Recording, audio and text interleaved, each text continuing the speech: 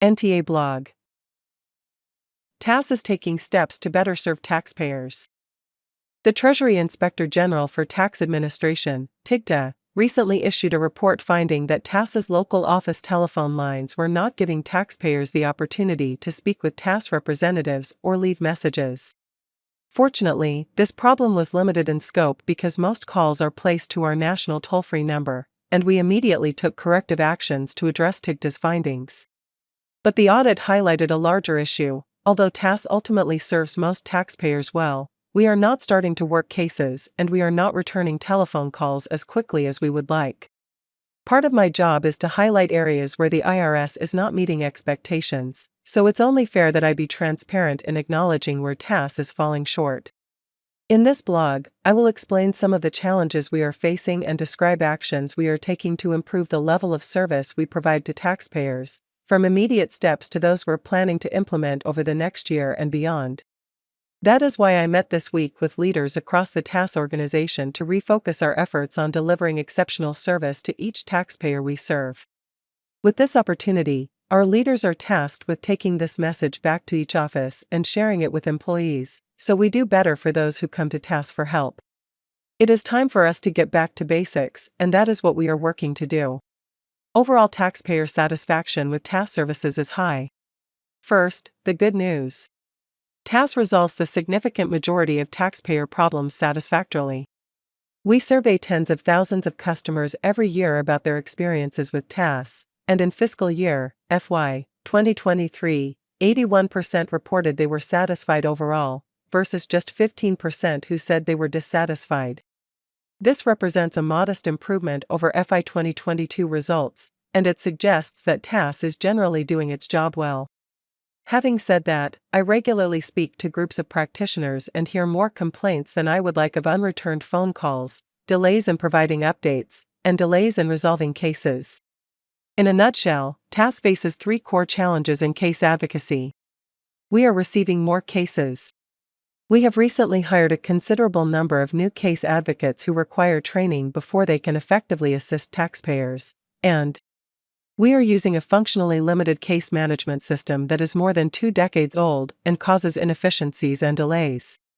TAS has received about 18% more cases in FY 2024 than the prior 2 years, and case advocates carry inventories of well over 100 cases at a time. With very limited exceptions, TAS accepts all cases that meet our case acceptance criteria. We are not going to tell a taxpayer potentially facing eviction if TAS can't help get a levy released, "Sorry, we've hit our quota for the year." That means we can't staff to handle a predetermined number of cases and shut our doors for the year once we reach that number. In each of FYs 2022 and 2023, we received around 220,000 cases.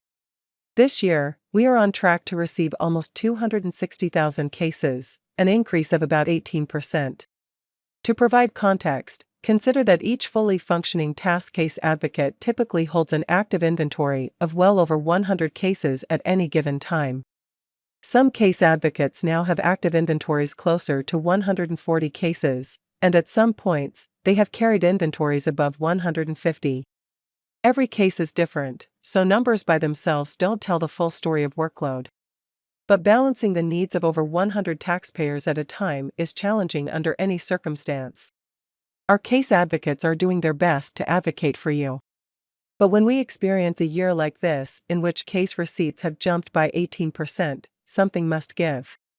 Since we don't turn away taxpayers who are eligible for our assistance, the trade-off is that we're taking longer to assign new cases to be worked, longer to return telephone calls, and sometimes longer to resolve cases even after we've begun to work them. TAS is hiring and training more case advocates than in prior years. Some good news and a positive challenge TAS faces is that we are hiring a lot of new case advocates. Recognizing our staffing limitations, Congress provided TAS with additional funding this year, and I am extremely grateful for that. But it takes months, even years, to train newly hired case advocates, because they work cases that involve a wide range of procedural and technical issues, including returns processing, identity theft, audits, collection matters, and appeals. About 30% of our case advocates have less than 1 year of experience, and about 50% have less than 2 years of experience. That means nearly 1/3 of our case advocate workforce is still receiving training and working limited caseloads or have no caseloads yet, and half are likely to require extra support for complex cases. TAS has never had a year when so many case advocates were new. To compound the challenges, we have to temporarily reassign experienced case advocates to provide training and supervision for the new hires, further straining our resources to work current cases. Bottom line, we don't have the case advocate capacity to handle our caseloads as quickly as we would like. TAS case advocates are working with an outdated and inefficient case management system. A third challenge we face in efficiently working cases is the limited functionality of our current case management system, which is known as the Taxpayer Advocate Management Information System, TAMIS. TAMIS is more than 20 years old and lacks functionality common in more modern case management systems. As a result, case advocates spend extra time doing work that could be partly or fully automated. Changes on the horizon. My leadership team and I have been taking a hard look at these challenges, and we are taking the following steps to address them. More hiring and better training. Casework is a labor-intensive process, so our top priority is hiring and training more case advocates. To assist taxpayers, both effectively and timely, more cases require more case advocates. With the additional funding Congress has provided, we are working to bring more case advocates on board quickly to improve our responsiveness. Again, I am grateful Congress has given us additional funds to better serve individuals and businesses. Relatedly, we are taking a hard look at our training processes. As I mentioned earlier, case advocates must ultimately be trained on a wide variety of subjects, and it can take several years to develop an experienced case advocate. As I also mentioned, the more hiring TAS does in a year, the more our productivity is likely to drop in the short term, as experienced case advocates are reassigned from working cases to training and supervising the new hires. We are actively studying and reimagining how we deliver and develop training, with an eye toward training new hires on the highest volume issues first. That way, they can begin to work those cases more quickly, while continuing to receive comprehensive training that will enable them to become effective all-around advocates over time. True advocacy is not just about checking a box and fixing a problem.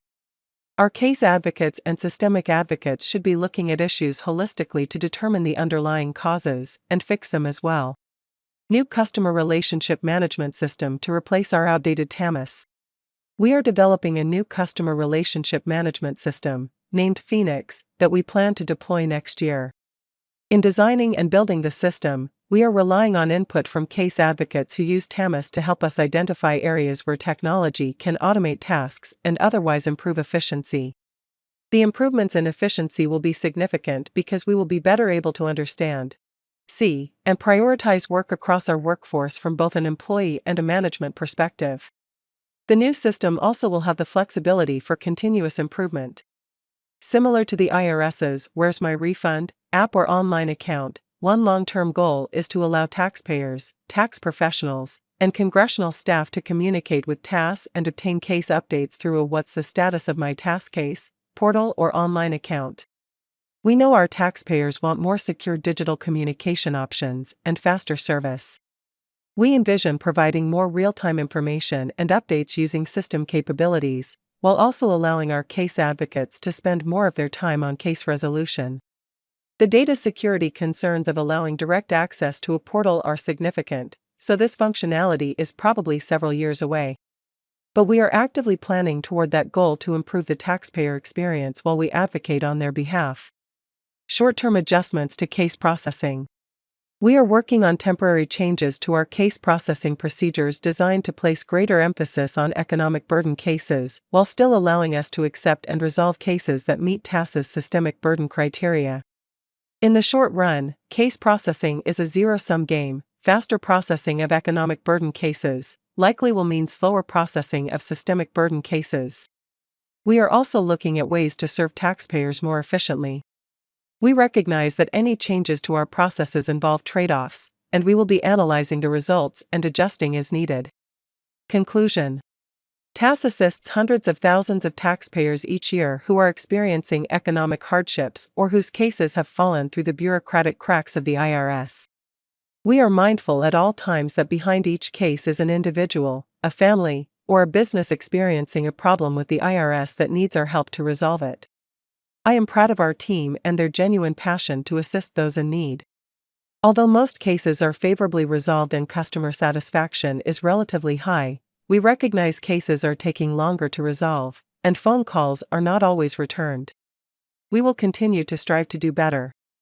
There is an old adage that long-term gain requires short-term pain. While we hope to disprove the adage, it will take time to train our new hires, and it will take time to train our existing case advocates on a new case management system. If our case levels remain at high levels, we are likely to face more challenges over the next year, but I believe the benefits of more trained case advocates and a new customer relationship management system will begin to become apparent by the end of next year. My commitment is to continue to be transparent about our progress as we work toward becoming a more effective and responsive organization, and I ask for your understanding and patience as our case advocates work to resolve your issues with the IRS. The views expressed in this blog are solely those of the National Taxpayer Advocate. The National Taxpayer Advocate presents an independent taxpayer perspective that does not necessarily reflect the position of the IRS, the Treasury Department, or the Office of Management and Budget. You have listened to an audio version of the NTA blog. This is a computer-generated AI voice narration. Inconsistencies in pronunciation and tone may occur.